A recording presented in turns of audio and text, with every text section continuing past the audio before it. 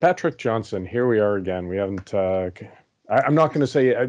I always like to reference our dear departed friend Jason Botchford at least once in these videos, and I still remember one of the best ways to get him going was to wish him a happy New Year well into the new year. So even though this is the first video we've done in a while, I'm not going to wish a happy New Year. I will wish you maybe a happy All-Star break. Before we get started, I did want to talk about Woody's RV, woodysrv.com. They are a sponsor of this, much appreciated sponsor of a lot of our Canucks content. I was looking at their website, and you can spend over $500,000 on a new RV. You can also get like a Walter White special for, around 60, 70 grand. I was thinking this, not to do anything illegal, make a laugh out of it, but it'd be kind of fun to travel the US, get out of here, travel Canada, just get out of here. Not in a convoy, but just get out of here, So yeah, woodysrv.com if you want to check out RVs they buy, sell. If you've got an RV you want to get rid of, don't want it to fall into the wrong hands, having just recently rewatched Breaking Bad. But yeah, I thought you were about to tell me. Yeah, I thought you were about to tell me something, Paul. It didn't. We were headed somewhere, but thank goodness. Oh. Well, we will keep it to hockey, but my wife and I, we're not that far from retirement, and she has said to me from pretty much when we got married that when we retire, she would like to get an RV and spend a fall, winter traveling the states, going to college and NFL games. And there you go.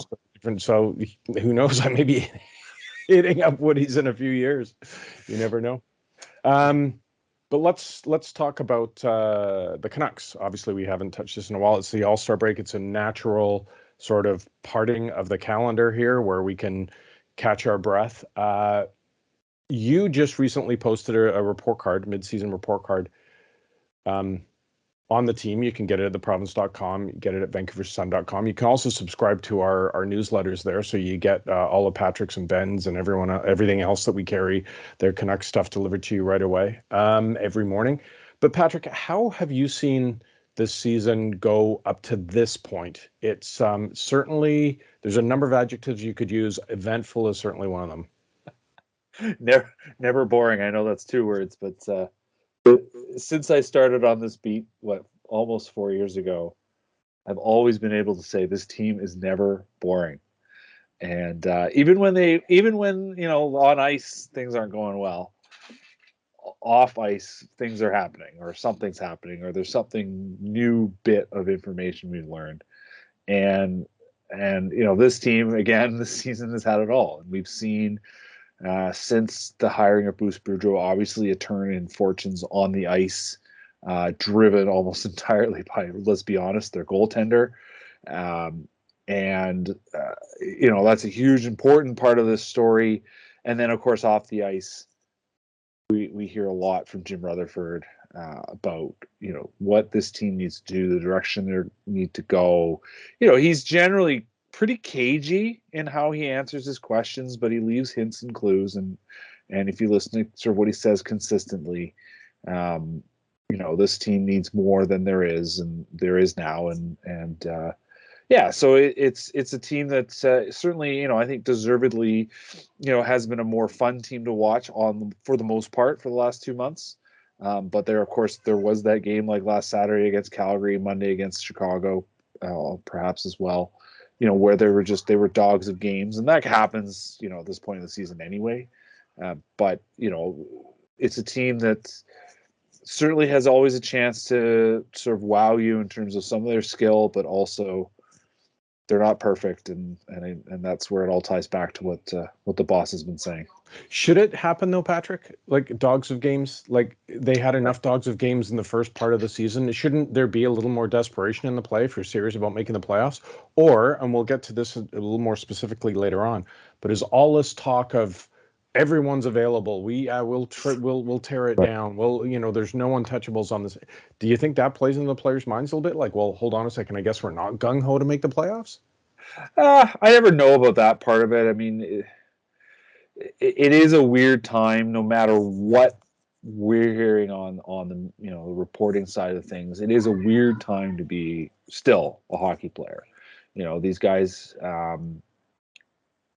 they haven't gotten to know their bosses that well. They know Bruce Boudreau, and that's clearly been a relationship that's working. But Jim Rutherford is a guy that, partly just because of he's had to hire a bunch of people, but partly because of COVID and just being careful with exposures and things like that up to this point. I hasn't been able to be around his team very much.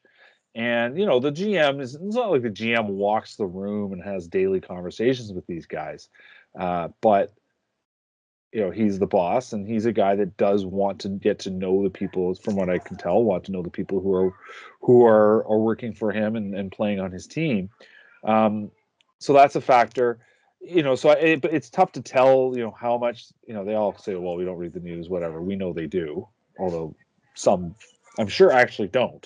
But we know that they have a sense of what's going on out there.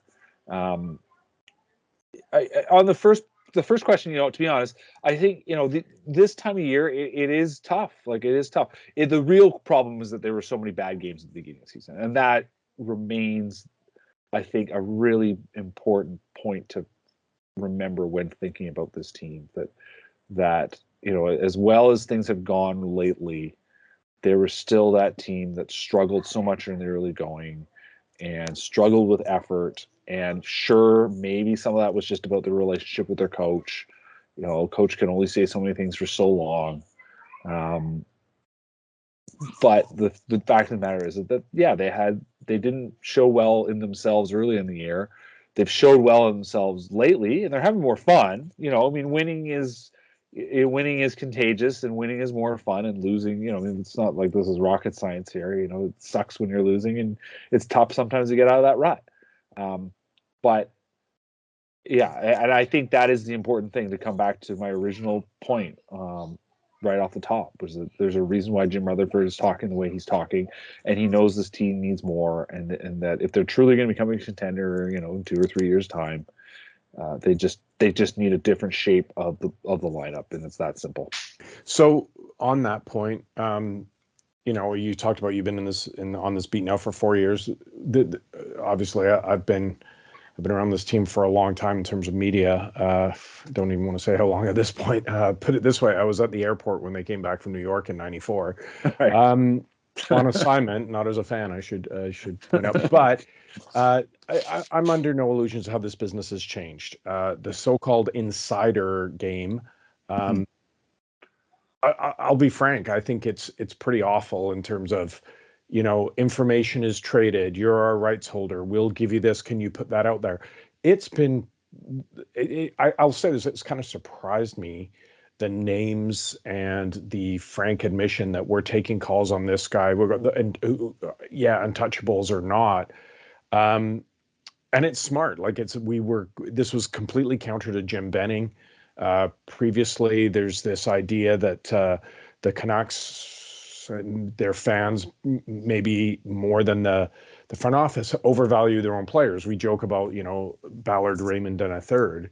But that's literally because, like, everyone saw or tried to push this potential in Mason Raymond, that he was worth, several first-round draft picks.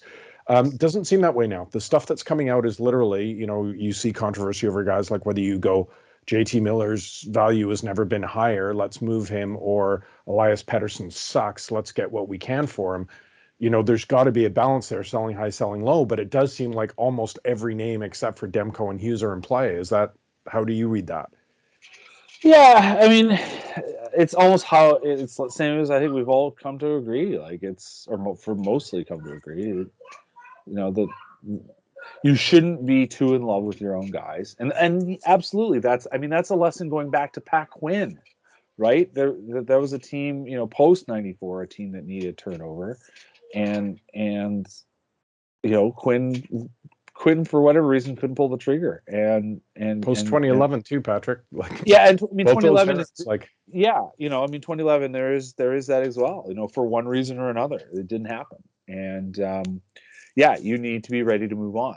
And this team made the playoffs twice under Jim Benning, and yet they kept doubling down on the sort of same kind of players, the same kind of mentality, and a lot of those guys are still here. right? I mean, we it's as a fan, it's perfectly fine to latch on to the players you enjoy and the players you appreciate.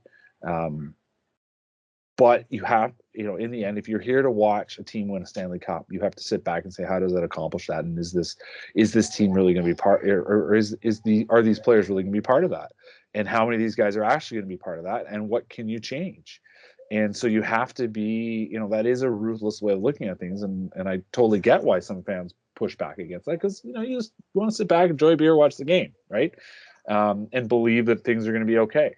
And that, like I said, is where this team is at, and they can't, they just can't afford to be. They tried this one path, and like I said, even at the beginning of the year, they were not good enough, and they were better perhaps than they played, but they still weren't that great. And even now, they've been on this incredible run, and the pace that Bruce Boudreau has them playing at is the pace they need to continue playing at through the rest of the season. But I don't think anybody thinks they're going to be able to keep that up. They're not that team, just as they weren't the team in the beginning. They're a team that's in between, and a team that's sort of on the bubble of the playoffs. And a team that's on the bubble of the playoffs isn't a team you should be doubling down on.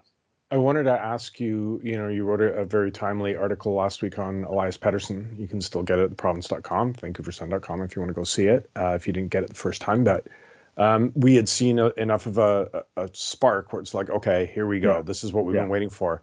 Yeah. I don't necessarily think he's been bad, but he hasn't been great since then. Almost slid not back to as I would say as I don't even know if poor is the right word, just not noticeable, not having an impact. Where do you sense he is going, and what do you like? I can't imagine that they would look to give him up. I've seen people saying get rid of him, like cut it now. The effort's not there, something's not right with him. But I've also seen people say, look at Nathan MacKinnon, started off looking like one of the best players in the NHL, then slid back and had a couple of tough seasons, and now certainly in the conversation of one of the best players in the NHL. Where do you see Pettersson, and where do you see his future? I mean, I get the sort of feeling, well, he hasn't been as impactful, although, it's partly because he just hasn't shown up on score sheets, kind of what he's paid for, though. Yeah, no, exactly. No, I get it. No, I totally get it. And that is it, right? That's the important thing. And for instance, last Saturday in Calgary, the whole team was terrible, and you can't, that's when your number one guy, who Pettersson's supposed to be, and if it's not going to be Pettersson, it needs to be JT Miller. None of those guys were very good, and perhaps the poorest effort of the season, and that really should stick out. The game on Monday was not exactly a thriller, but Pettersson was one of the better Canucks in terms of generating chances, and then was pretty decent against a Nashville team that is still hard to sort of quantify and really understand, even just watching them. But they are a team that's fighting for second in the Central Division, a very tough division. And even in that game, he things were happening while he was on the ice. Now, like I said, he's there to, or like you said, he's there to produce, and he wasn't producing. So, what gives? Now, if it carries on after, they've got 2 home games here, or sorry, three. I can't even remember. 3 home games, then they're on the road. The schedule's kind of funky again. Yeah, no, they got the back-to-backs, Arizona and the Islanders, and then of course the freaking Leafs at 4 p.m. on a Saturday. But 3 home games, and you need, those are big moments for him. Like, they need to happen. I think the thing remains, and I would say, just sort of looking again at the numbers with him, is that in that point streak that ended in Calgary on the weekend, things were happening near the net. You look at natural stat trick, and every game was a nice number, 3, 4, 5 high danger chances. So chances with him on the ice, the puck was getting to the crease, near the goal where most goals are scored. But in both Chicago and Nashville, there was just one of those, and that tells you a lot about where the puck was going while he was on the ice. And that's the simple thing. And that more than anything, I think going forward is what you need to be looking for. Obviously the counting totals are the easy things, but if you're trying to understand even beyond just a little bit below the surface there, what is happening? Are we seeing the puck around the net enough with him on the ice? And that to me is going to be the telltale sign, going forward, as I have kids running around behind me. Okay, I just thought that I'm used to reading Canucks Twitter. I just thought that was people reacting to your take on Pettersson. Yeah. Probably not whiny enough, to be honest with you. Hey, I did want to ask you about JT Miller, though. The other guy, obviously, people love his effort. There's debate about whether he should be the captain. There's debate about whether there's a split in the locker room. Yeah.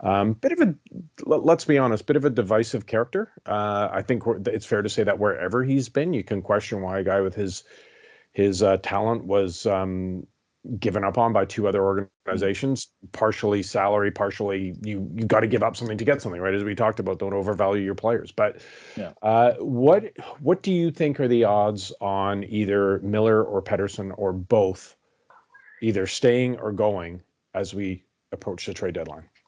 Do you honestly think either of them will not be a Canuck after the trade deadline? I think there's a really good chance with Miller.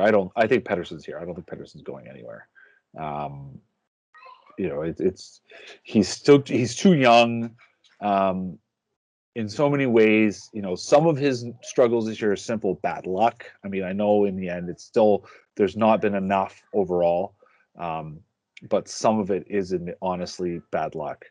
The thing with Miller again is, and Rutherford's kind of said it himself. He said he does need to sort of determine what is his future going to be here.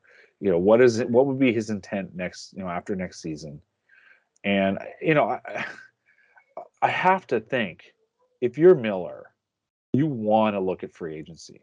You're going to have to bet on yourself here, because he's having essentially the best season of his career. And if you're him, you're going to say, well, I want to do that again. I believe I'm going to do that again. And after that, I'm going to get paid. Now, obviously, with a flat cap and all that, the landscape has changed somewhat, and the logic is a bit different. But he also doesn't know what the Canucks roster structure is going to look like. He doesn't, from his standpoint, doesn't know, what exactly sort of contract hole there's going to be remaining for him. And so even he should be saying, you know what, I would like to get on a Stanley Cup contender so that I can show my worth in the playoffs. I can increase my value. And, that's his perspective. And Rutherford, I think, has to be realistic. And he's going to know that this team is, he's already said it. He knows this team isn't a contender. And if this team needs more guys, which he's also said, there's no guy better to bring you a prospect, bring you a draft pick, maybe even a player, than JT Miller. And that's why the case for moving him, even if they're sort of in this playoff fight, is so hard to ignore. And there's still obviously a number of games now until the trade deadline. But the team, sure, they can keep fighting their way and punching their way on, but the math is really simple. They've won 2/3 of their games or they've won the equivalent, put up points that equate to winning 2/3 of the games under Boudreau, and they need to keep at that kind of a points percentage, a 0.67 points percentage. And that's an incredible pace. And I don't think I don't see enough in this team of that happening. So let's write off this season, to be honest with you, whether they make it or they don't. I just think, to your point, the best organizations in any sport around the world are looking 2 years ahead. Yeah. And it's this Dan Hamhuis question. Okay, you might hang on to a free agent and say, we're going to lose him for nothing, but to us that's worth it because we're in a position to see maybe get in the playoffs and go as far as we can go. But if you're really, you're not going to be in that championship window, you're right. And you can't blame the player. If this is his last chance for a big mega contract, if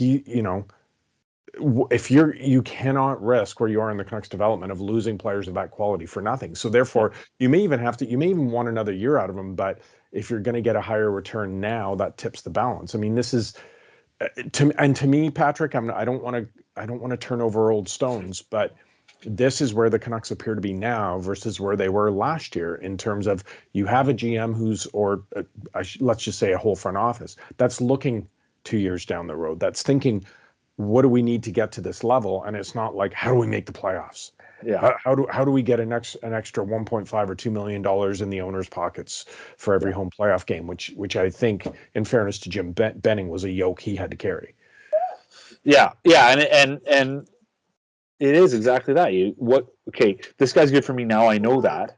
But could you get a prospect that's going to turn into somebody really good a couple of years down the line? I mean, we've seen examples of like this in the past, and the pick that became Jared McCann, like someone Kuz wrote about, and I think would have helped the team. The pick that became Jared McCann was part of the Ryan Kesler trade, right? Like it is those kinds of decisions that make a difference, and making those kinds of, if you're looking for players to go down the road. Now, Jared McCann is similar to Miller in that there is a question, okay, why is this guy bounced around, and why does he keep sort of being the next guy? And I think it's just, in the end, you do have to make these ruthless decisions around the edge of your roster. And the reason why JT Miller was available, I mean, it's pretty clear the Rangers, probably should have held on in the first place, but Tampa was in a bind because they were Stanley Cup contender and they had to pick someone, and they said, not this guy. They would have liked to keep him, but they couldn't. They were forced to make that decision. And, if you're smart, you're making those decisions before you're even forced to do that. And which is why, in hindsight, sort of the McCann for Goodbranson move was kind of wild, because it was just, here's a guy that there was no reason to sort of move on from. They didn't have to move on from, and they perceived the player coming the other way was going to make a difference. But if they've been paying any attention, he wasn't going to be that player. And that's the other thing. That's the other side of the trade. So you have to make sure, obviously, when you're making a trade with a guy like JT Miller, you have to be smart about it, and you have to be considered about it, and you have to understand all the aspects of who this player, what this player is, and have this is the other thing, right? The reason why he has been, I think, a bit cautious to make his moves right away is because he wants to make sure he has all his advisors in place to give him all the thoughts. And he says now it's going to be Patrick Allvin, however you want to shake this out. But this is going to be a discussion on what we need to do, what we can get, and what are we not thinking about. And the previous regime was guilty of not having a full sort of discussion of the situation. And that is, I think, the thing that we're now waiting to see whether that actually plays out here any different. Okay, great stuff, Patrick. I would love to go on. We haven't even talked about the structure of the new front office. We will get to that next week. Our video editors tell us that we should be shooting for 8 to 10 minute videos, and we're more than double that. So I thank you for your time. Thank you to everyone for your patience, for listening. Thank you again to Woody's RV in Abbotsford for sponsoring this. Again, woodysrv.com if you want to go check out and do your dream tour next year of tailgates and maybe other small hockey arenas, whatever you want to do. I know that's in my future, but so thanks everyone for listening. Thanks, Patrick. Enjoy the All-Star game or the Olympics, whatever your fancy is. We'll talk to you next week.